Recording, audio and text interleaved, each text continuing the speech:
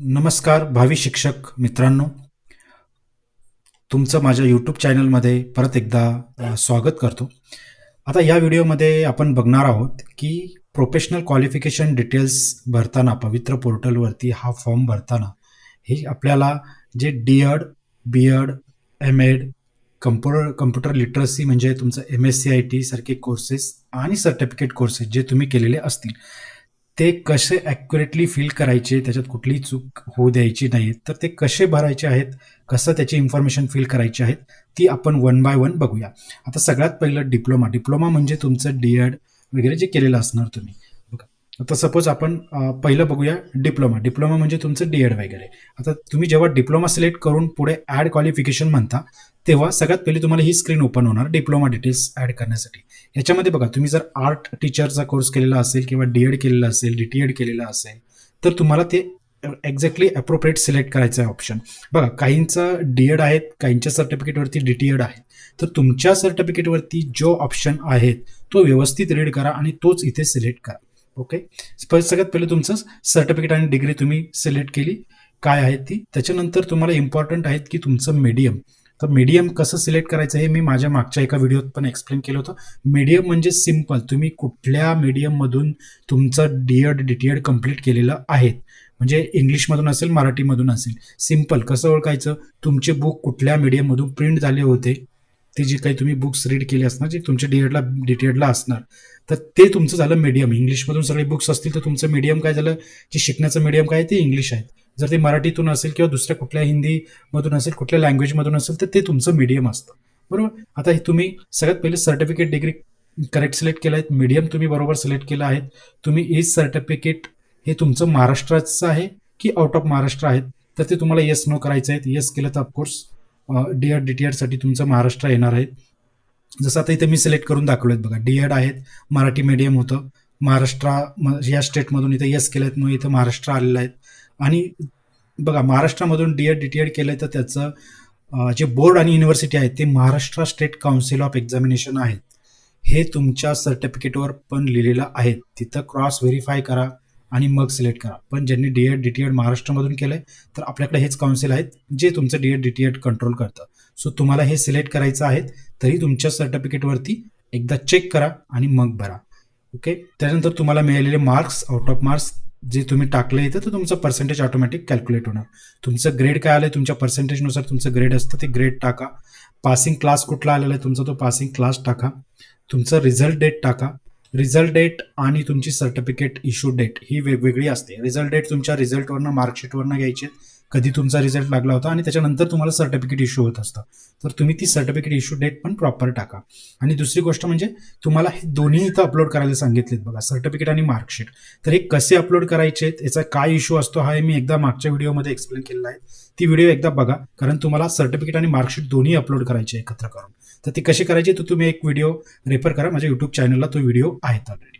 Okay, आता पुढे जाऊया आपण. पुढे आता ग्रॅज्युएशन हे झालं तुमचं डी.एड, डी.टी.एड ज्यांनी डिप्लोमा केला त्यांच्यासाठी. आता पुढेचा ऑप्शन आहे आपला ग्रॅज्युएशन. ग्रॅज्युएशन म्हणजे ज्यांनी बी.एड वगैरे केलेलं आहे त्यांच्यासाठी एक म्हणजे ग्रॅज्युएशन आहे.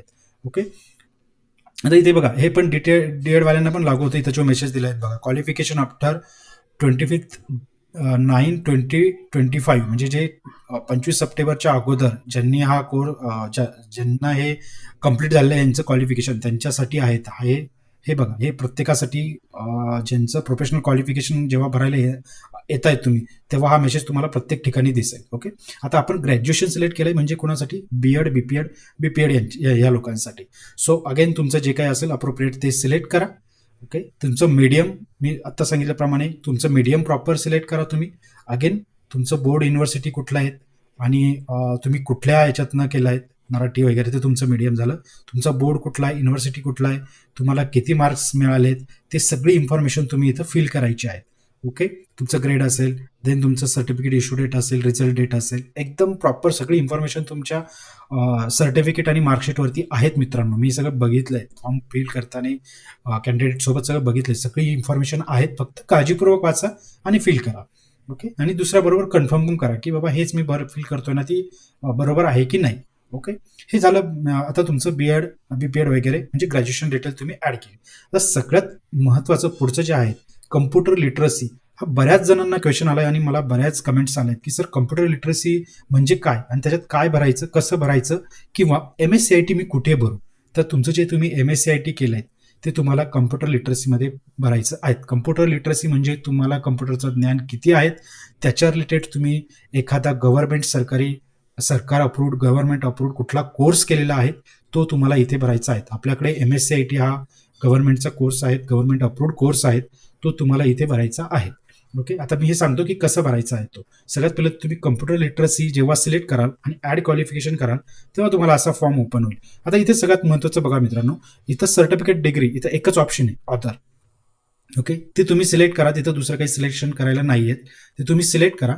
त्याच्यानंतर इथं तो अदर सर्टिफिकेट आणि डिग्री, इथे तुम्ही MSCIT टाका. तुम्ही जर MSCIT कंप्लीट केलेलं असेल 25/9/2025च्या अगोदर तर तुम्ही इथं MSCIT टाका. आता इथं MS-CIT असं टाकलंय, हे सर्टिफिकेटवर जसं प्रिंट होतं तसं टाकलेलं आहे. तुमच्या सर्टिफिकेटवरती चेक करा, कारण जसे जसं इयर बदलत जातात. आता हे माझ्यामध्ये 2008 मध्ये केलेलं त्या कॅन्डिडेटने MSCIT, त्यावेळेस MS-CIT असं राईट करत होते, ते त्यांच्या सर्टिफिकेटवर आहेत. आत्ता जर तुम्ही कधी लेटेस्ट केलेलं असेल तर तुम्ही बघा तुमच्या सर्टिफिकेटवर ते MSCIT कसं लिहून आलेलं आहे, त्यानुसार तुम्ही इथे राईट करा. इथे तुम्हाला फ्री टेक्स्ट आहेत, पण जसा तिथं लिहिलेलं आहे तसं इथे राईट करा. तुम्ही कुठल्या मीडियम मधून केलाय, तर या कॅन्डिडेटने इंग्लिश मीडियम मधून केलंय. म्हणजे त्याचे जे बुक्स होते, त्यांनी जे एक्झाम दिलेली त्याच्यात सगळं इंग्लिशमध्ये आलेलं होतं, म्हणून त्यांनी ते इंग्लिश मीडियम केलेलं आहे. मित्रांनो, मीडियम सिलेक्ट करताना बरेच जण कन्फ्यूज होतात, पण एकदम सिम्पल रूल आहेत. मीडियम म्हणजे तुम्ही कुठल्या मीडियम मधून ते शिकलेले आहात, इंग्लिश, मराठी, हिंदी, उर्दू, बंगाल, तामिळ, त्यानुसार तुम्हाला ते मीडियम सिलेक्ट करायचं आहे. ओके, नाव आता हे सर्टिफिकेट महाराष्ट्र आहे का? हो, MSCIT तुम्ही महाराष्ट्रातून केलेलं आहे. बरेच कॅन्डिडेट हे आउट ऑफ महाराष्ट्र पण फिल करतायत, तर त्यांच्याकडे वेगळं असणार आहे ऑफकोर्स, तर त्यांनी त्याप्रमाणे इथं फिल करायचं आहे. आपण महाराष्ट्रातले आहोत, महाराष्ट्राने MSCIT केलेलं आहे, एस करा. तर त्याचं महाराष्ट्र आहे तुमचं, युनिव्हर्सिटी आहे. आता इथे बघा, इथे पण Maharashtra state board of technical education, MSCIT जे आहे ते कोण कंडक्ट करतं मित्रांनो? Maharashtra state board of technical education. तिथे ऑप्शन येतोय, तो ऑप्शन सिलेक्ट करा. अजून तुम्हाला क्रॉस व्हेरीफाय करायचं असेल तर तुमच्या सर्टिफिकेटवर पण हे नाव प्रिंट झालेलं आहे मित्रांनो. जे सर्टिफिकेट इश्यू करतात त्यांनी त्यांचं नाव टाकलेलंच असतं, सो तुम्ही ते पण क्रॉस व्हेरीफाय करा आणि मग तिथे फिल करा. तुम्हाला किती मार्क मिळाले होते, आउट ऑफ किती होते ते, तर तुमचे इथे 80% आले. या कॅन्डिडेटला 80% मार्क होते आणि त्याचा ग्रेड ऑफकोर्स 80% आहे, तर ग्रेड A+ आहेत, डिस्टिंक्शन आहेत, आणि कधी तो रिझल्ट लागला होता. आता इथे बघा अजून पण थोडं गफलत होते मुलांची बऱ्याचशा. सर रिझल्ट डेट कधीची असते? तर रिझल्ट डेट मित्रांनो, ज्या दिवशी तुम्ही एक्झाम दिलेली असते, तुमचा रिझल्ट प्रिंट होऊन येतो, ती तुमची रिझल्ट डेट असते. इथे सर्टिफिकेट डेट वेगळी असते.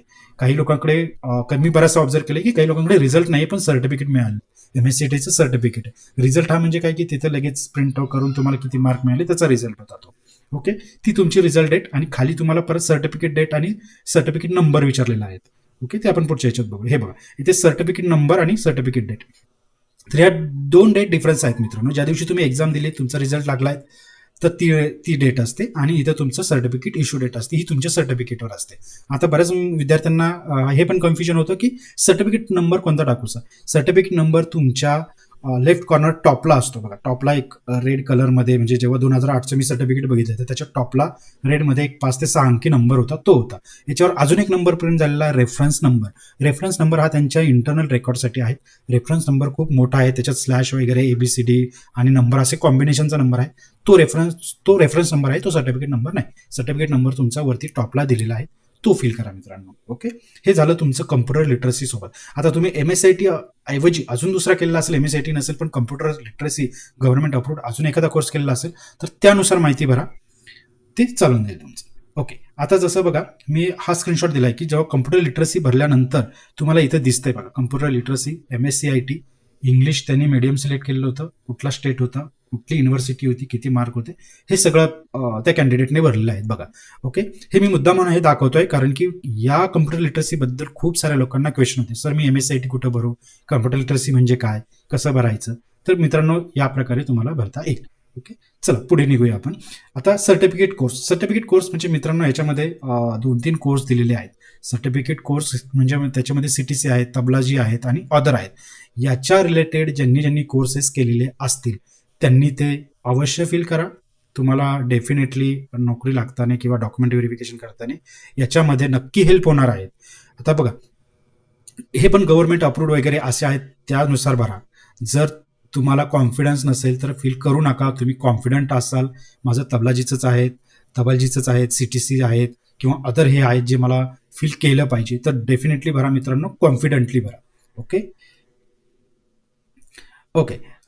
हे सगळं झालं मित्रांनो. आता आपण डी-एड, बी-एड, एम-एडचं मी घेतलं नाही मित्रांनो इथे, कारण एम-एडचं पण सेम आहे. जसं तुमचं बी-एडचं वगैरे भरतात तसंच तुमचं एम-एडचं आहे. एम-एडचं अजून सोपं आहे. आणि दुसरं म्हणजे कम्प्युटर लिटरसी किंवा MSc IT. तर हे सगळे मी याच्यामध्ये कव्हर केले आहेत. तरी पण याच्या व्यतिरिक्त याच्यामध्ये जर की तुम्हाला काही क्वेश्चन असेल तर तुम्ही कमेंट बॉक्समध्ये प्लीज मित्रांनो टाका. मला खूप कमी येत आहे क्वेश्चन, मुलांना कमी येत आहेत, क्वेश्चन यायला पाहिजेत. तुम्ही प्लीज तिथे टाका. आणि कृपया चॅनलला लाईक करा, सबस्क्राईब करा. ओके, जेणेकरून तुम्हाला मी जे काही कॉमन प्रॉब्लेम्स येतात त्याच्यावरती मी व्हिडिओज बनवतोय. तुम्ही सबस्क्राईब केलेलं असेल तर तुम्हाला नोटिफिकेशन मिळेल आणि तो प्रॉब्लेम तुम्हाला लगेच कदाचित व्हिडिओ मार्फत तुम्हाला तो सॉर्ट आउट करता येईल मित्रांनो, आणि फॉर्म फिल करता येईल. आणि करेक्ट इन्फॉर्मेशन भरा मित्रांनो. सर्टिफिकेट अपलोड आणि मार्कशीट, इथं बऱ्याच लोकांची गफलत आहे. त्यांनी सर्टिफिकेट अपलोड केलंय, मार्कशीट अपलोड केलंय, ते वेगवेगळ्या PDF मध्ये केलंय. ते तुम्हाला एकाच PDF मध्ये करायची, त्याची पण मी व्हिडिओ बनवलेली आहेत. कृपया सगळे डॉक्युमेंट फिल करा, जेणेकरून तुम्हाला पुढे कुठलाही प्रॉब्लेम येणार नाही. धन्यवाद मित्रांनो.